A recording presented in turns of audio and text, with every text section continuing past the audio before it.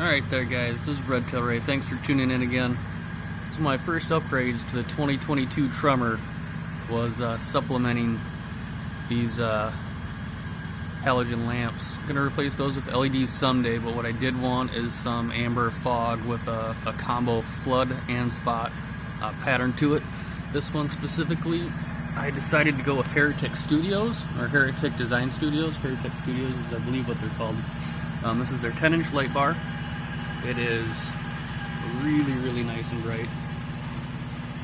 To get the exact output, and I'll grab that here in a second. But what I did want to do is replace the factory.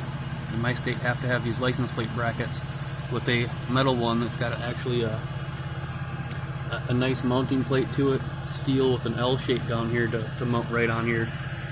Went with Heretic because made in America, designed, engineered, everything is made in America, not just sourced and assembled in America, but made in America. They've got some awesome content on their own YouTube channel.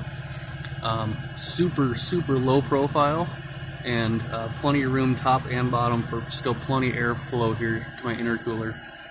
Very happy with how it worked out.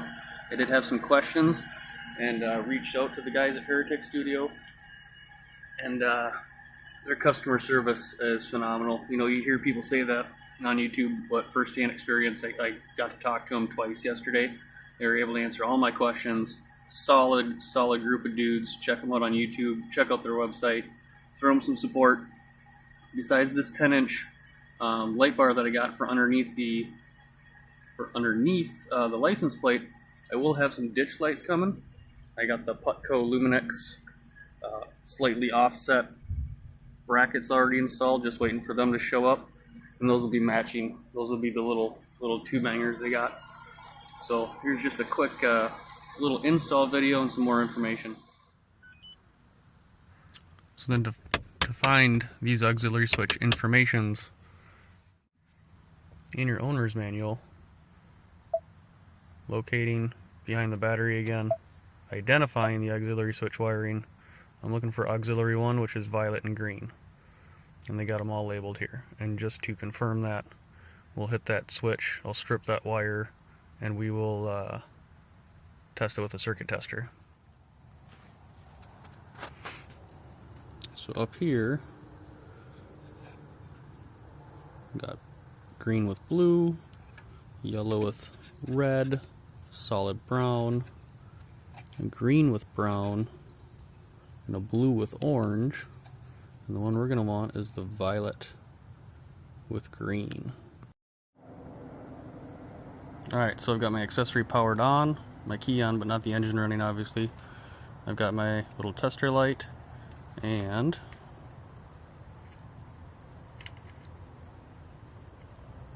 we have power. So that is the correct one. Alright, so I got the ground all nicely wrapped up. Try to do a nice clean install. There's a ground here, there's a ground here, there's another couple grounds here, but I just decided to go with one right next to the battery.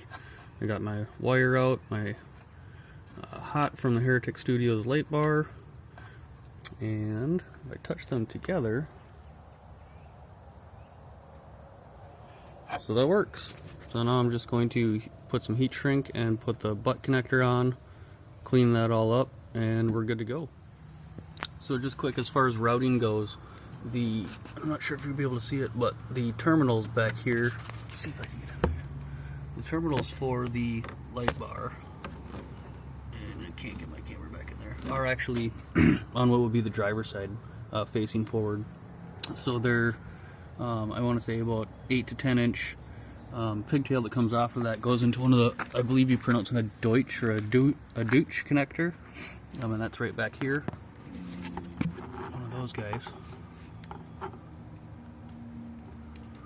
And so then from there, the pigtail that came with the harness, and I only used part of the harness, again because I have auxiliary switch wires, did not use the switch that they had installed with it, or the fuse or 40 amp relay,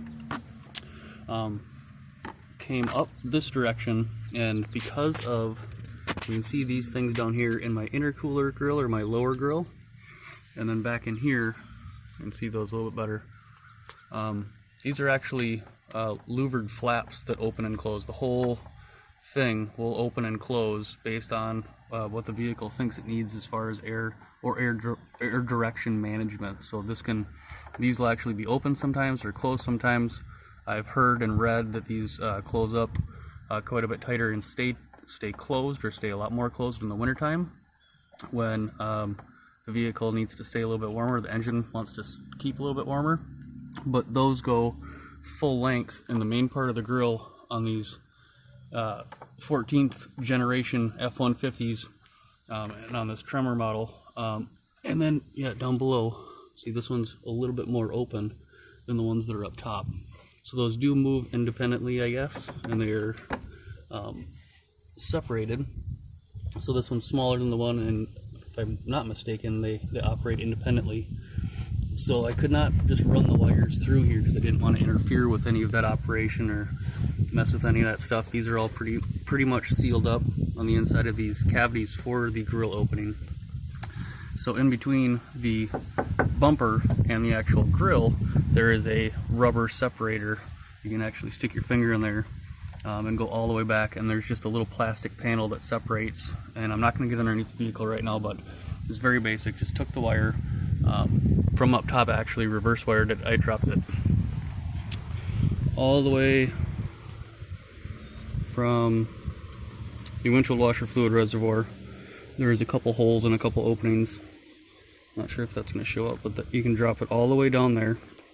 There's a little opening right here through one of the main supports that goes right to, again, the battery and your auxiliary switch connections back there.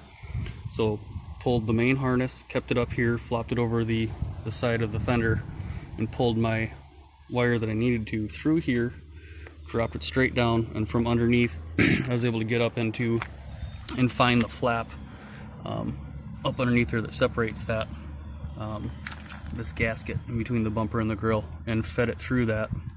And obviously it'd be cooler if it were tapped up in there or another route, but for right now this is what I went with.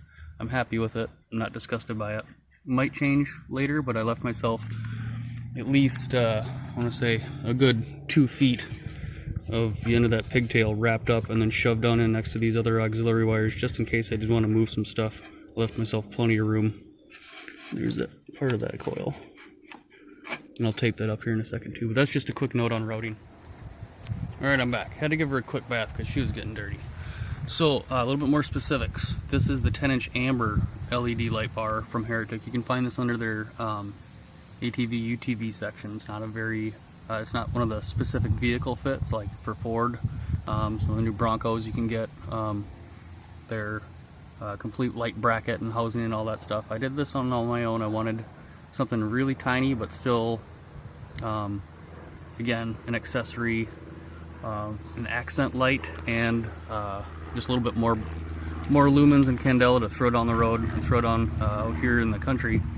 There is no street lights per se, especially on my road, dirt cul-de-sac in the middle of nowhere, and we love it, but it gets pretty dark. And so those halogens, while great and while way better than previous cars that I've had, a couple extra lumens never hurts, especially in a different color. And I chose amber because of the well, you can go either way on this, but I chose amber not only because it matches a lot of the orange accents on the Tremor itself, but amber helps with adverse driving conditions, is what a lot of people claim out there. So whether it's, you know, fog or snow, I was going to put this light actually on top of the light bracket, or sorry, on top of the license plate bracket and switch this, and that would have been right up here.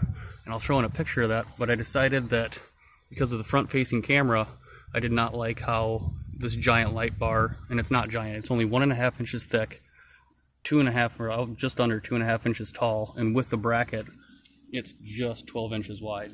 So a 10-inch light bar, 12 inches wide with those brackets on there. But I chose not to go with that. I chose to go with the bottom, kind of hide it a little bit. I wish these brackets came in black. That's one thing. I know they're a stainless steel and they're not going to be, you know,